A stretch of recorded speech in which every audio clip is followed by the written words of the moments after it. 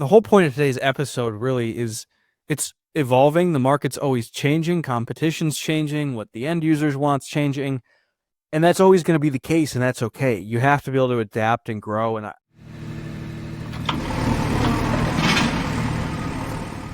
All right, welcome everybody. It's 2025, mid-January. Mason and I are quite busy, and we wanted to record a show talking through how land investing has changed since we started. How you doing, Mason? Things are good.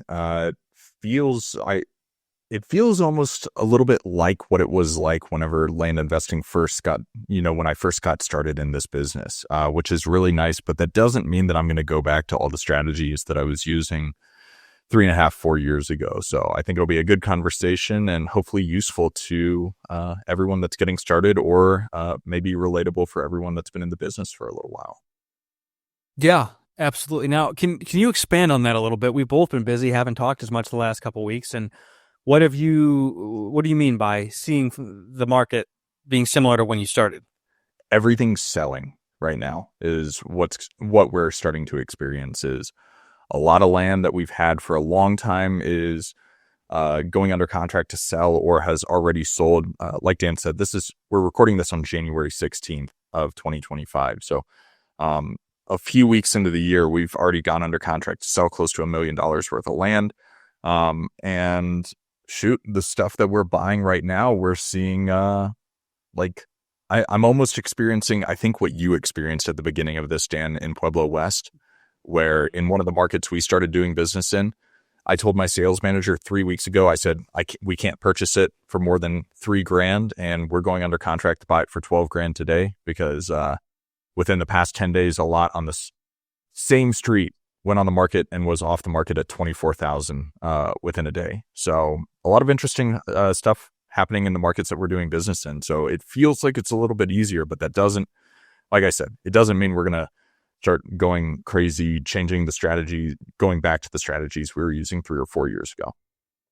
Sure. That's interesting, because I had one that had been sitting that went under contract yesterday, but overall haven't seen a big pickup yet in Florida, which is where the majority of my listings are. I have a couple throughout the Carolinas, but regardless, I do expect it'll continue to pick up. That's what I'm hearing anecdotally from everyone. Oh yeah. Well, and it'll be a good conversation, because you and I are on opposite sides of the country where we do business in, and shoot, who knows what will happen, by the time people listen to this episode, if you're listening later in the year. But right now it feels like things are picking up in the Mountain West and in the desert states. But Dan, let's maybe back up a little bit and talk a little bit about what it was like for both of us whenever we first got started, in this business, and really what it was like then, where you were doing business, where you were first doing your land flips, and kind of the market conditions then. Yeah, so Colorado City and Pueblo West, Colorado are the two subdivisions I started in. They're both in Pueblo County, Colorado, about an hour south of Colorado Springs. And in those days, so we're talking 2019, 2020, you could send a couple hundred letters and get, a 5, 6, 7% response rate and get a bunch of deals under contract. And, when I first started in those markets, they were really cheap. And so there weren't huge spreads by any means, but that quickly changed, into late 2020, early 2021, where I didn't know what I had, but I could send 100 mailers and get a lot in Pueblo West under contract for 10 to 12 grand and sell it at 25 to 30. And of course, I couldn't do that infinitely because there wasn't that much data, but it was very, very easy. And so I was sending all land offer letters. I didn't hire anyone until the end of 2021. I was taking the calls myself. My overhead was like $800 a month. It was very, very simple. And there's a few instances of finding little kind of honey holes like that in other parts of the country, but I haven't found anything that easy since I think 2022 was the last time I found anywhere like that. Well, and that's when I got started, was in 2022, and I got started in Archuleta County, Colorado, or Pagosa Springs, where I was doing these just, not quite infill lots, but these vacation home type, not even vacation homes. It's like where the manufactured homes, like in the boonies outside of Pagosa Springs.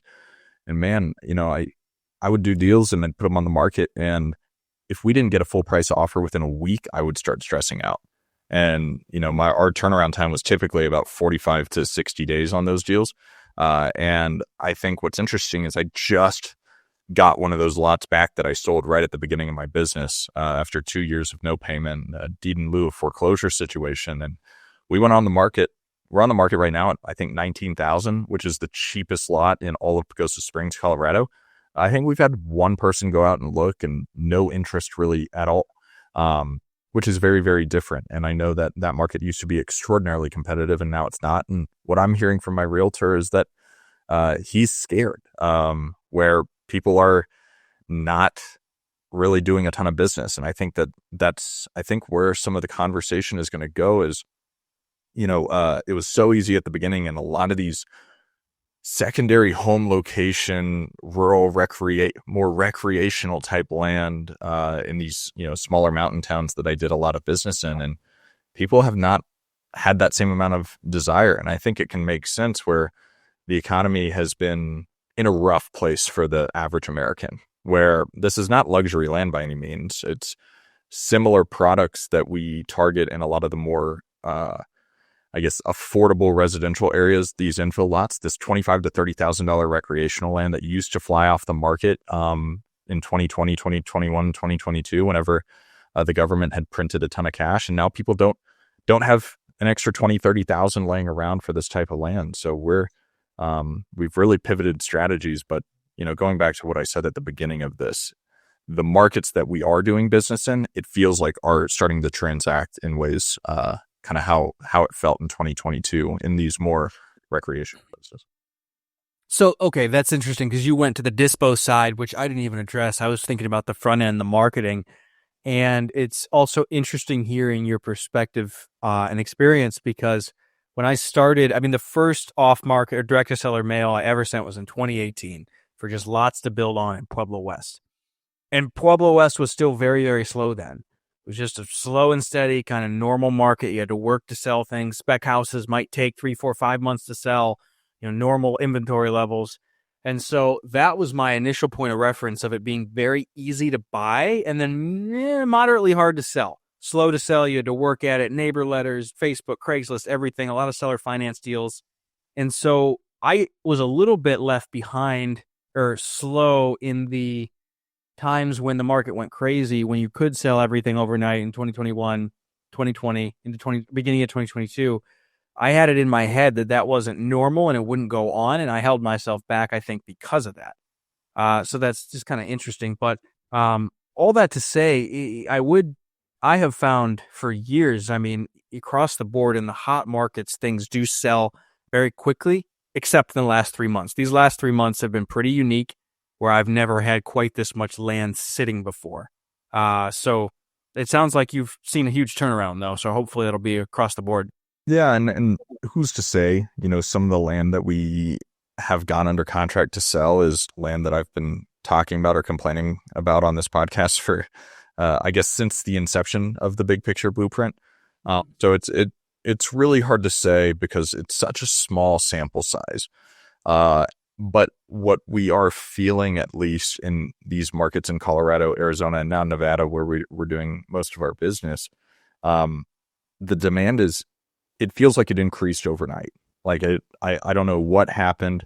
And that's on us to kind of figure out a little bit more about what the actual indicators are that are making some of this occur. But it feels like what it is more than anything is builders are ready to kind of start building in these affordable markets in the West where, maybe, there's exodus of California going on, with all the fires that are happening or something along those lines. It's hard to say, but I think, we can kind of pivot a little bit to the real strategies that we're focusing on employing from a market selection standpoint going into 2025, because Dan, I think it works well because we are on opposite sides of the country. So at a high level, what markets, what regions of the country are you really focusing on going into the new year or for the rest of 2025 now?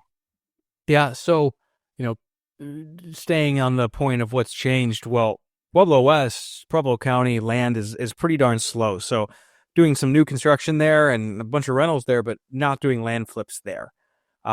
Focusing almost entirely on the Southeast, Carolinas, Florida, looking around at some other markets down there, potentially just for more data. And to that end, not focusing just on simple infill. We are still doing that, still marketing, but the reality is I have had a much harder time sending a couple thousand mailers and getting any deals in a lot of these infill areas. We still have, but they're tedious. They take longer generally. It takes way more mail. So we have focused more on calling the competitive areas and have had more success with calling those areas and then mailing maybe more the rural acreage. And so right now I'm going through North Carolina and pulling, looking at prices, and over a certain threshold, every county in North Carolina, because we're going through so much data, pulling, 5+ acres or 2+ acres. It depends on the price points. We want it to be at least $50K minimum. And so trying to figure out, all right, at what threshold does that start? It's not a perfect science.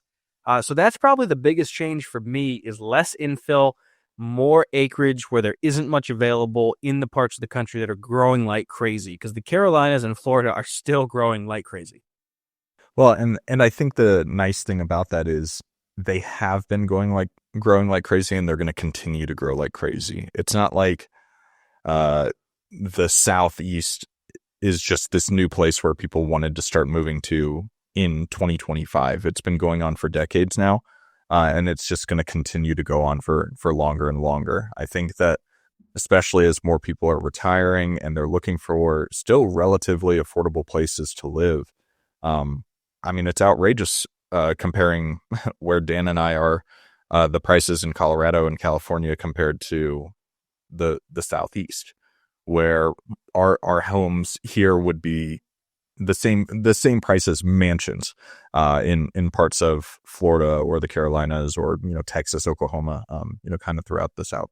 So I think that makes a lot of sense, and it's a little bit of getting ahead of the game, where I think as these populations continue to grow in the Southeast, there's what we see pretty often, which is like this suburban exodus of the retirees that have been living in these cities, Charlotte or Charleston or whatever, wanting to get out of the city a little bit and get into a more rural space. So that makes a lot of sense. And I think you're going to have a lot of success with that. On our end, we're in the Mountain West primarily. And when I say Mountain West, I mean just Colorado. We've really narrowed the scope of our business to focus on larger rural acreage in Colorado that's great for what amounts to be the affordable housing product, where people are putting a 3-bed, 2-bath manufactured home with a pole barn, and these are selling for $500,000 to $600,000, which in the Colorado Springs area is affordable.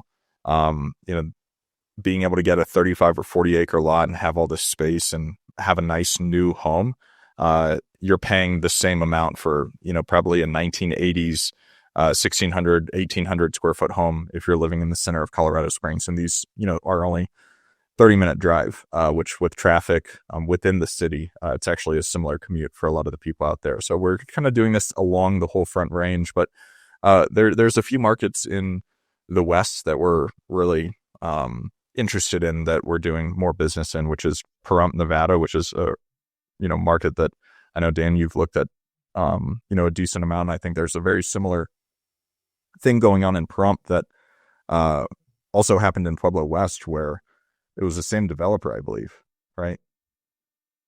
I don't think Pahrump was, but it's very similar. It's very similar, yeah. And it feels the same. And what's funny is a lot of the sellers in Pahrump have land that they own in Pueblo West as well. But yeah, we like Pahrump as a market because there's more development and growth going on there than we've seen recently, and we like Arizona City, Arizona, as to the areas that we've been doing a good amount of business in, and it's similar. They're both about an hour away from the largest cities in the state. Pahrump with Las Vegas, and then Arizona City with Phoenix. It's right in the middle of Phoenix and Tucson. So there's still plenty of infill lots out there. It's a lot more competitive, but we're doing the same thing. We're calling these areas and we're getting in contact, and we're having a lot more success with people that own a couple of these lots rather than just one. The people that own just one lot are a little more investment focused, but the people that own a few, they they're trying to put their money elsewhere. So far going into 2025, that's our kind of main focus is the rural outskirts along the Front Range of Colorado. And then and there's a few more in Arizona and Nevada that we're looking at and we've done business in as well. But that kind of market just on the outskirts, infill, very affordable. I mean, median home prices are under 300,000 in a lot of these areas. Yeah. I like so I never ended up doing business in Pahrump. I just didn't want to go too many directions at once, but I've actually been there and it's very much reminds me of Pueblo West. It's interesting because it's in the desert, but the aquifer is like 100 foot down. It's on a giant aquifer. So even though you're in the desert in Nevada, there's plentiful water and everyone's drilling a well. There's very little water lines available because they just don't need them. But you're also within, like you said, an hour, not just of Vegas, but there's the new airport going in over by the border, California and Nevada. And so I think that market will continue to boom for a long time. And I think going to these places that had a bad connotation for years, I mean, Pahrump has brothel in the zoning code, um, but there's still demand because it's cheap and it's close to somewhere that's growing. And Pueblo West was that way. You know, Brunswick County, North Carolina was that way. A lot of these places I've made money are not necessarily places I want to go live, but there's demand, they're affordable, and they're ignored because of that, and therefore a little bit less competitive. I remember, I mean, Lehigh Acres, of course, is crazy competitive now, but I was there a few years ago, and so many of the people by the coast think of Lehigh Acres as where you go to buy drugs. That was kind of the connotation of that place, and it's changed a lot now, but that left an opportunity for years before the word got out, right? And so I almost, it's a hard thing to measure and define, but if somewhere's growing and there's a town an hour outside of it, hour and a half outside of it that has a bad connotation, maybe look at it because it might be changing and it might have a lot of demand and opportunity because of that. Absolutely. And, you don't have to go where Dan and I are doing business. We'd prefer if you didn't. But if you can find similar markets to what we're talking about right here, they're all over the country. And something that we've had a good amount of success with, kind of on the marketing strategy, which we can spend a little bit of time talking about what we're actively doing in 2025 to market to these landowners and actually get these deals under contract, is where can we kind of create a competitive advantage? Doing business locally has been huge for us, where I'm able to, and I enjoy it. So, for all the people that are like, you need to delegate and abdicate everything in business, forever, and you can't do anything. If you enjoy an aspect of business, do it. Like me spending 2 hours in my truck driving out to rural properties in Colorado is a ton of fun. And it's getting us more business because I'm able to meet these landowners at their property. And shoot, if we're looking at a double close or an assignment or a flip where we're making, I don't know, 150 to 500,000 on this one deal, my time is not valuable enough to not go get in the car. And being able to say, my sales manager say, hey, my boss lives right down the street from you. It's super advantageous, where I feel like people within the land flipping space will get so caught up on the idea of out of state, out of county, 7+ years of ownership, individuals and trusts only as their, prop stream list that they're pulling. They forget to pull local data. And if you're living in a town, or a city where the population's somewhere from 100,000 to 1 million, I guarantee you there's these outskirts markets where you can really get a competitive advantage by saying that, hey, I'm local, we can meet and talk in person. So I think that's one area that we're having a lot of success in on the marketing front, is doing business locally because we know the market so well, but two, being able to say that we're local. I think that's been really, really huge for us. Yeah. Yeah, I agree. I mean, it does help. Back when I was in Colorado doing so much business in Pueblo, that was really useful to say, hey, yeah, we just built a house around the corner, doing another one here. There's a very specific sort of land there we are marketing for, and that's helpful because we can speak with a confidence that many of the other people can't, and just a legitimacy in people's minds. So agreed with that. If it is feasible to do business by where you are, do it. Or I mean, shoot, my mom was born in Tucson, so we'll talk about that kind of stuff of, we have family roots in this place or that place, and being able to say it and also have some truth to it. Like, I'm not necessarily just recommending lying about it, but like, Dan, I mean, you've got family in the Carolinas now, and being able to go out there and, just have your salespeople be able to use some of the language of, we are a family business, because what's happened as I feel like the land flipping space has become not more competitive, but more saturated.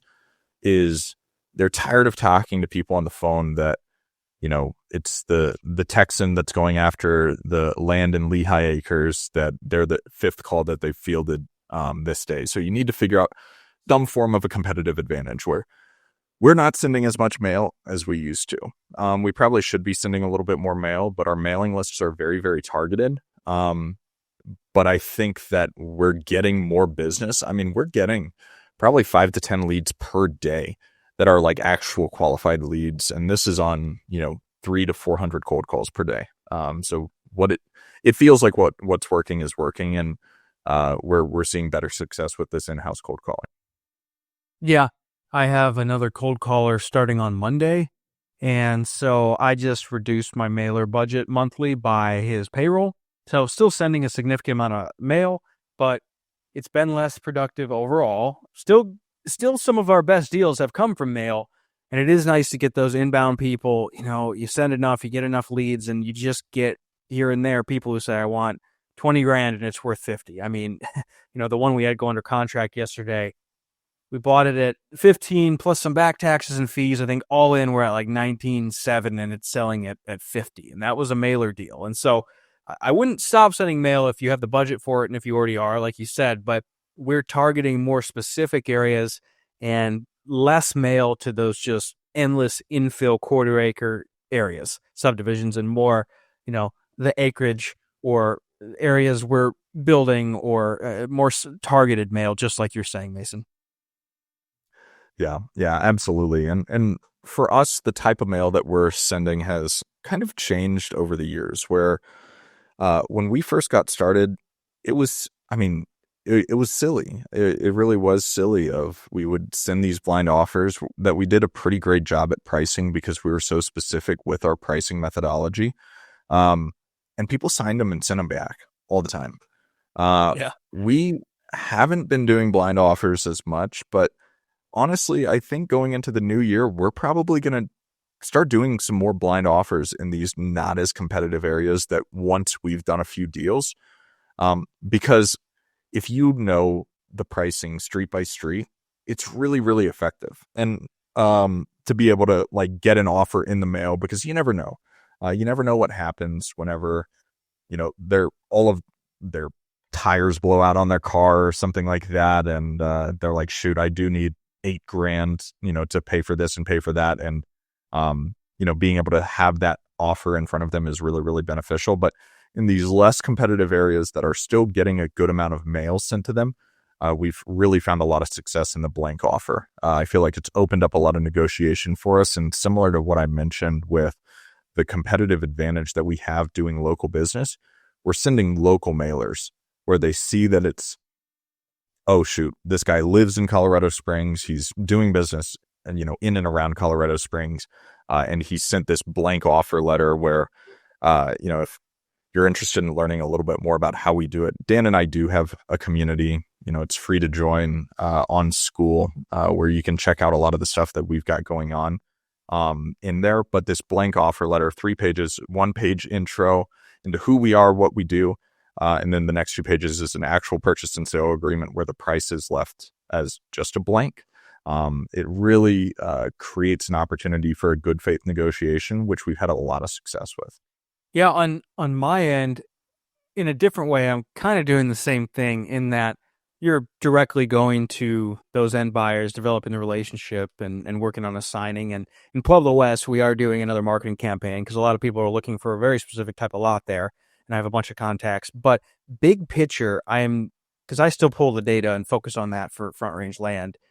And I am doing a better job of determining what is really in demand in a given market. Like I said earlier, some of these markets, there's lots of small lots available. And if you can get the 2-acre lot, the 5-acre lot, those things sell immediately. Or like duplex lots in a couple markets amongst the single family. And so drilling down on that and what is very, very, very in demand has helped to essentially not guarantee, but increase the likelihood that we're going to be able to dispo this very, very quickly once we put it on the market. And so along with that, still doing some assignments. We had an assignment close last month and looking to do more, but not a whole lot has changed on the dispo side other than when I first started, I listed nothing on the market and it was all going direct to end buyer and not all assignments. A lot of it was reselling. But listing on the market is a relatively newish thing. I've done that more in the last, 3 years. Didn't do that at all for the first several. And I wanted to comment on Facebook Marketplace. It's interesting.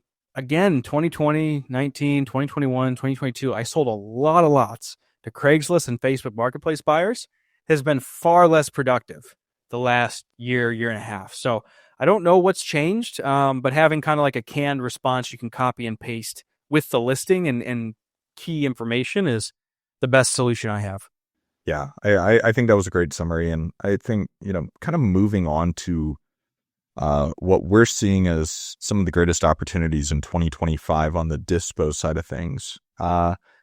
We are still going to keep doing what we've always done, which is we buy land for cheap and then we sell it for more by listing it on the market and listing it on Facebook Marketplace and all these other places. I think one day something, I don't know if you feel the same. I get probably 20 to 30 messages a day on Facebook Marketplace for various pieces of land. And I think I've only sold maybe one piece of land ever on Facebook Marketplace. I feel like it's a good place to be marketing, but it's very frustrating for me. So if anyone has any advice on managing Facebook Marketplace in a way that actually gets legitimate, serious buyers, I'd love to hear their insights and hear their thoughts. But we're always going to list things on the market. But I do think that, as mentioned in one of our previous episodes, we're really focusing kind of on the service-based model. And so with the service-based model, it's really similar to what I feel like a lot of people in the land investing or land flipping space have been doing for a long time, which is go out, find the buyer, and then go find the product that they're looking for. But a lot of the people that we're working with, we're able to go out and get much larger tracts of land where if we're building in a double close fee or assignment fee into it, if it's an $800,000 or $900,000 piece of land, we're able to build in, a pretty significant assignment fee. So we're really excited for this model just because as I've been integrating myself more into the building communities of the very large scale home builders. I got lunch today with a land planner and with a very large engineering group, and they talk about it. There's so much failure on the land acquisition side where these builders are ready and rearing and able to build hundreds of homes, but they don't have any land to build on. And that's what we're really, really good at going out and getting. And they've never quite been really great at it. So we're pretty excited to triple down on this model and see where it goes. Yeah. Because at the end of the day, the worst case scenario with any of these lots that these builders are looking for, if we don't close with them, we're able to purchase them ourselves and go out and, put them on the market. But I think our strategies will kind of stay the same of the identified buyer, wholesale, double close type of thing, or just buying and putting them on the market. But that's kind of where our dispo focus is for 2025. Yeah, that's really the crux of it. People ask all the time, has land become too competitive? I made a post in our school community about this because I've heard this about every aspect of real estate, whether it be rentals or land investing, since the day I started. Oh, it was much easier back then, right? And I'm sure they'll be saying it in 5 years about now. And just like wholesaling single-family homes or ultimately marketing to single-family home owners, people are starting businesses and successfully doing that today all over the country. And that's a hard business. That's much harder than land. The same thing has happened in land where it's gotten a little bit more efficient. It's not quite as much of a blue ocean as it was 5 years ago, but everything's up and down, and all the gurus and courses, that's not going to persist forever at the level it has been the last few years, right? Things will come and go. It's like with wholesaling, that was all the rage for years. Again, wholesaling single family houses was all the rage for years at my real estate group I used to host. There'd be new wholesalers every week, endless courses. Well, that has really slowed down because the business got harder. And I expect the same thing will happen in land. Now that it's an actual business, you have to run it as such and be competent and be a solid operator. A lot of people are going to fall off. And I really feel like that's already started to happen. Hard to say, but regardless, it's just a business like any other. I still think there's more opportunity than a lot of other real estate assets, but That's the main thing that has changed ultimately is you can't do this haphazardly. You have to treat it like a business. Yeah, it's just I think anyone that lists anything on Facebook Marketplace, the auto response that Facebook allows of is this still available? Is just it becomes frustrating after thousands and thousands of messages that we get to experience throughout any listing that we have, and then it never moves. So it feels like it should be useful, just like what you're saying, but it doesn't necessarily. And maybe it drives traffic to the listing. Who knows? Who cares? But no, I think that being able to understand the data in the markets that you're doing business in to the level where you're able to say, hey, we're only going to target X size lot or X, or Y zoning, in this particular market makes it so where you're going to maybe get a lower response rate or maybe get a higher response rate because everyone else is just targeting one particular thing. Because I think people get so caught up on the data of, okay, this many sales to this many for sale, and it needs to be over 100 and it needs to be this ratio. And it's like, yeah, well, 3 5-acre lots sold in this particular market last year, and the days on market were 1 for each of them. If we can get any land similar to that, there's probably it's probably a good indication that we're going to be able to move it pretty quickly. But I think, going into 2025, a lot of what we're focusing on, more within this business than we've probably historically had to focus was, it was really hard to care about some of the,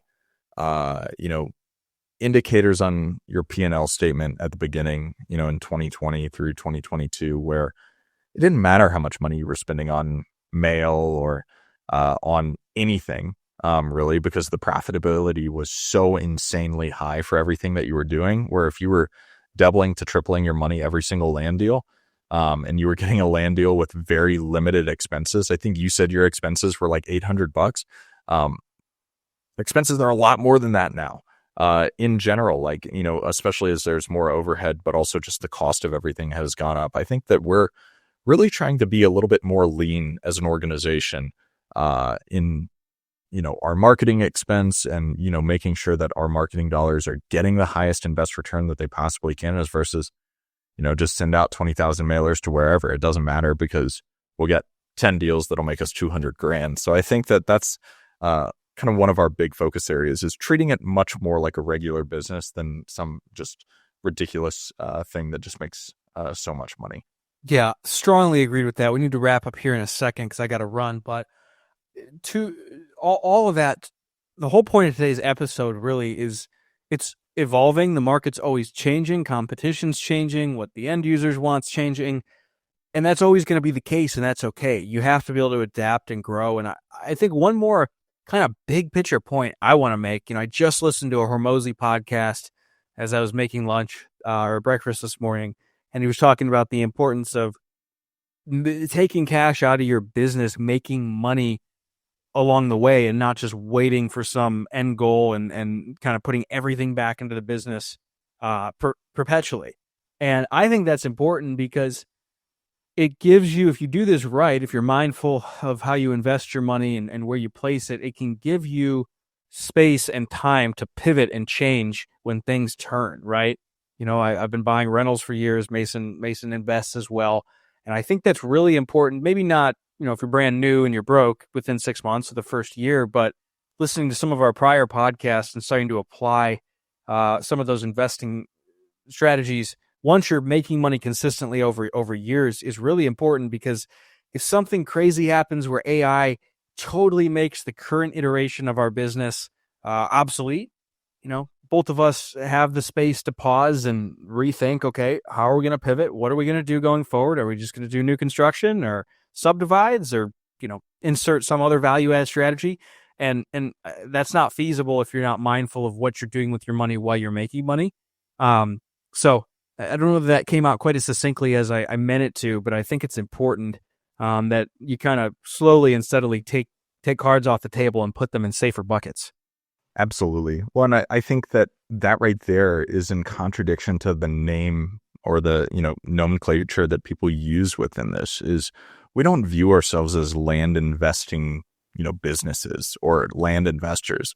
We're land flippers. And I mean, at lunch today, I was explaining the business model, and I think the easiest way to go about it is, how there's house flippers. That's what we do with land.